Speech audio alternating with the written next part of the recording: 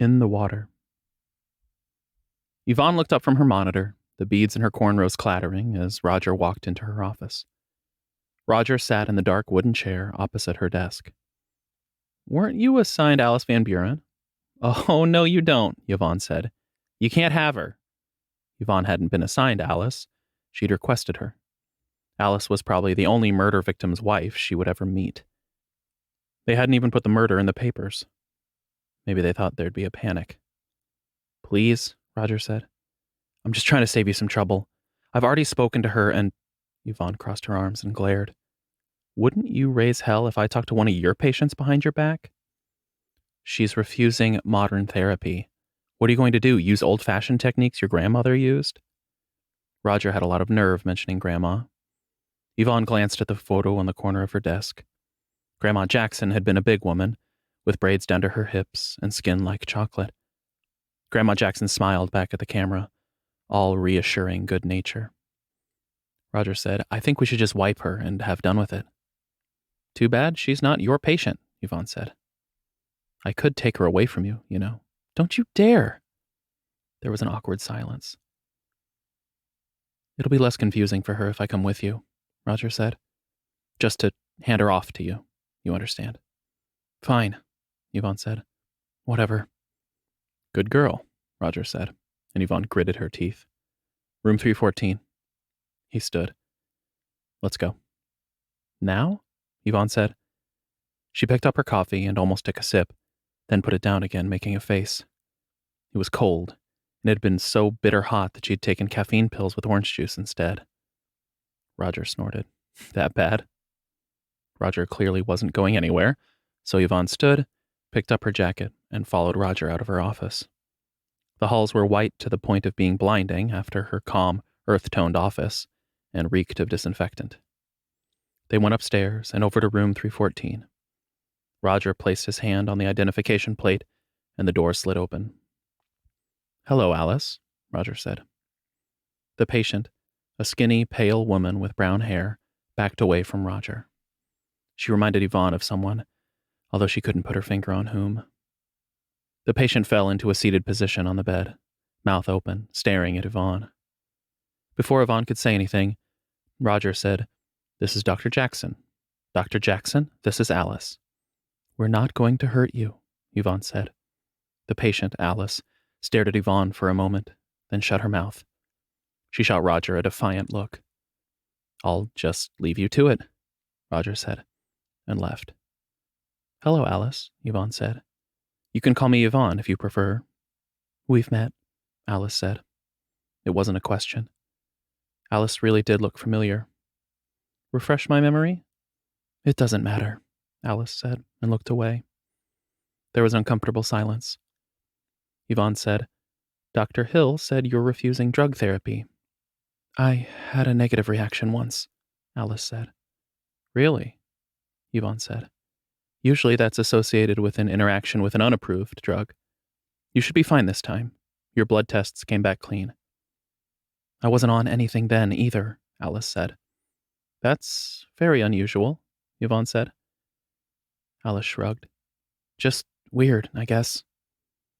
"He also said you object to memory modification." Alice started to cry. For a moment, Yvonne just wanted to hug Alice and let her cry. But negative emotions caused crime. It wasn't right to encourage Alice to carry on. "You won't forget your marriage. We'll just erase the trauma of his murder. We can come up with a cover story for why he's gone together. A heart attack, perhaps. And then give you some antidepressants and send you on your way." "I'm sorry," Alice said, and dried her eyes, sniffling. "It just feels like forgetting so soon would be wrong. I don't want to forget. I loved him." "You won't forget. You just won't be upset." "Which feels wrong." "Well," Yvonne said, "you're not a danger to yourself or to others, so I won't make you do anything you don't want to do. But we are going to keep you for observation."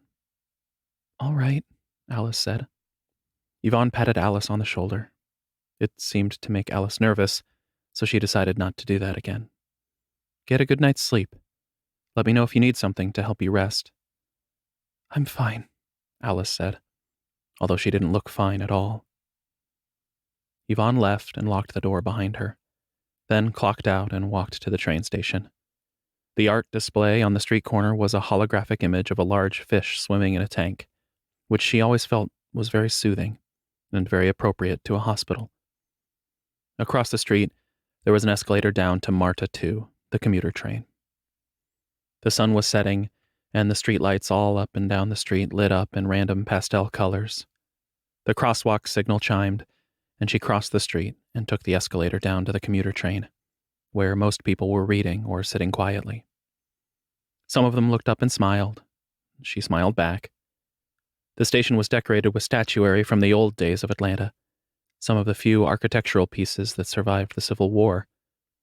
Life had been so violent then, back before modern psychiatry. The train arrived, and she found a seat and pulled out her latest issue of Psychopharmacology Journal.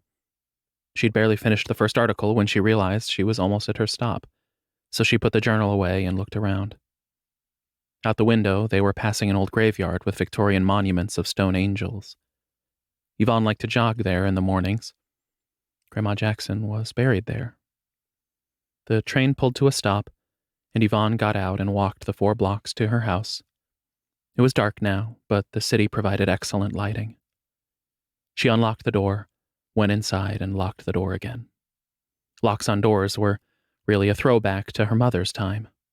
One of these days, she was going to decide it was too silly and stop locking her door. Grandma always had a big key ring that Yvonne had played with as a child. Yvonne remembered the jangly noise and the metallic taste from chewing on them. The computer and video were new, of course, but a lot of the furniture was old, her grandmother's. There was a Persian rug, the kind you couldn't get anymore, and a grandfather clock, and books. Roger had told her to throw it all out. He said it was morbid, that it was holding her back, that she needed more therapy to get over Grandma's death. Asshole. She couldn't wait for him to retire. On the contrary, she thought her house was just about perfect. The only thing missing was another person. Yvonne was so busy that it didn't leave much time for a social life. She couldn't remember the last time she'd had friends over. The truth was that she was lonely, and she couldn't even figure out why she wasn't doing anything about it. She went into the kitchen and poured herself a glass of water. There was something in the smell she didn't like, something chemical. So she poured it out and got herself some milk instead. Yvonne pulled one of Grandma's old psychology texts off the bookshelf. She put on her nightgown and went to read in bed. After a couple of hours, she took a Somnolix with a glass of warm milk and turned off the light. She dreamed she and Alice were running away from some kind of monster, something out of the cheesy old horror movies her mother used to watch. She woke up in a cold sweat and swallowed a Valium dry, and then went back to bed. You want to talk about it? Yvonne asked Alice. Alice shook her head. Her hair looked very dark against the stark white of the room and her hospital gown. Will you at least tell me how you're feeling this morning? Alice sighed. I'm all right. How are you? I'm good. I had a nice run this morning, Yvonne said. You ever run? Alice shook her head. I don't have the skin for outdoor exercise. I've already had one growth removed. I can get you some gym time, if you'd like, Yvonne said. Alice snorted. Exercise is therapeutic, Yvonne said. No one would object to my arranging something therapeutic for a patient. Thank you, Alice said. I'd like that. You know, Yvonne said, if you're not willing to take pharmacological treatment, you really should talk. You wouldn't believe me, Alice said. Try me. Alice looked at her, and Yvonne suspected she was considering whether she wanted to talk or not. What made you decide to become a psychiatrist? My grandmother, Yvonne said, and smiled. She was a psychiatrist too. She helped a lot of people. When I was little, I wanted to be just like her. Alice smiled. Where is she now? Dead, Yvonne said. Heart attack. They looked at each other for a moment, in an awkward silence. We're supposed to be talking about you, not me, Yvonne said. Alice looked at her for a long time. Finally, she said, Peter had an after-hours consultation with Dr. Hill, she said. If you look at his records, you might get some insights. I'll do that, Yvonne said. Thank you. I'll go arrange that gym time now. Thank you, Alice said. Yvonne left and told Carmen, the administrative assistant, to arrange some gym time for Alice. Then she went into her office and called up the records for Alice's late husband, Peter Van Buren, which were locked by Dr. Roger Hill. I'm so sorry, Roger said. Roger's office was twice the size of hers and had a view overlooking Grady Hospital and the Carter Tower. I can't give you those records. I was doing confidential research for McPherson Forrester Long. He was a product tester? It would be inappropriate for me to answer that, Roger said. It was also inappropriate for Roger to do product testing at the hospital, and she'd love to tell him so. Unfortunately, the person she would report improprieties to was Roger. I certainly don't want to put you in an uncomfortable position, she said. I appreciate that, he answered. Yvonne left before she said something unfortunate. Maybe she'd take a Serenator to calm down. She stopped at the water cooler for something to wash it down with and nearly gagged. It tasted like rot, like death, and her throat closed up in protest before she could swallow. She spat the water back into the cup and tossed it into the wastebasket. Her stomach clenched, and she felt gorge rising in her throat. She told Carmen she wasn't feeling well and walked out the front door. She'd just go to bed early. Somehow, she knew, even in her dream, that she was in some kind of government facility. It was dark and dingy rather than white and well lit like the hospital. There were 2 armed men in police uniforms here, and Roger, and Alice, and a man. Somehow she knew it was Peter Van Buren. The man's head was strapped into a wave regulator. He was about to be wiped. The armed men were pointing their guns at Yvonne and Alice. Tell me how to find the rest of your cell, Roger said. Up yours, Peter said. Roger crossed his arms and glared. You don't even care about the danger you're putting your wife in, do you? She's the one who'd suffer, not you. I can speak for myself, Alice said, from behind Yvonne. It's not worth it. You don't know what you're talking about, Roger said. He took a gun away from one of the policemen and pointed it at Alice. Is it worth it? Is it really? Leave her alone, Peter shouted. You won't hurt her, Yvonne said. You're a doctor. Roger looked at Yvonne for a moment, then walked back towards Peter. Alice made a breathy, relieved noise. Roger pointed the gun at Peter's head. Talk to me, Alice, Roger said. Alice hid her face in Yvonne's back. There was a long silence. Roger looked down at Peter, his face gentle. I had a wife.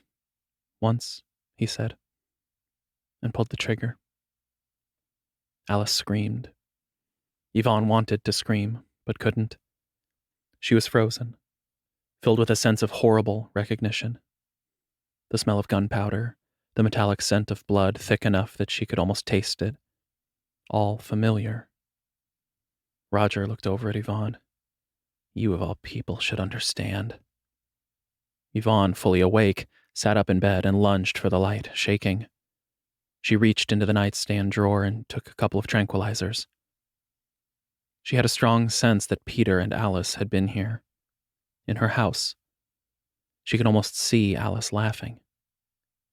She walked into the living room and had a sense that Peter and Alice had sat there on her sofa. Peter had been serious, leaning forward, talking, and Alice had stirred her drink absently with her straw. Had she kissed Alice in the kitchen with Peter in the other room? And then she remembered. Grandma, lying on the Persian rug, bleeding, dead. No. Yvonne knelt and looked at the carpet where she thought Grandma had lain. She didn't see anything. She pulled back the carpet, and there, underneath, the wood was stained, right where she thought the blood would be. I'm sorry, Grandma, she said. I'm sorry. She got dressed. There was a hidden staff entrance to the hospital. It was always disconcerting to walk through the fish and water hologram, but there it was, the door. The fish seemed menacing somehow, even though they weren't real. She felt like they were lunging at her. She went upstairs, up the back stairs, and went into Alice's room, using her emergency key rather than the handplate. Alice was curled up in the fetal position on the bed and started when Yvonne came in. Yvonne put her finger over her lips, then took Alice's hand. Alice stood, and Yvonne led her to the door. Yvonne leaned against the door, listening. Everything seemed quiet, so she opened the door and looked both ways. Clear. She led Alice down the back stairs, out the door, and into the fish hologram. She looked over at Alice, who was wearing a white hospital gown and had bare feet. The holographic fish swam over and through Alice's body, and the holographic water cast strange patterns on her pale face. I think I remember you, Yvonne said. Alice's lower lip trembled. Yvonne grabbed her hand and pulled her down the alley towards a cab. The cabbie gave them a long, suspicious look, lingering on Alice's hospital gown and bare feet. 1343 16th Street, Alice said. Yvonne realized she was still holding Alice's hand. She didn't want to let go, so she didn't. The cabbie kept giving them long looks in the mirror, but for the most part he kept his eyes on the road. When they arrived, Yvonne paid and gave him a huge tip, which she hoped would help him mind his own business. The house was a small, modest home with a large, overgrown vegetable garden in the front yard.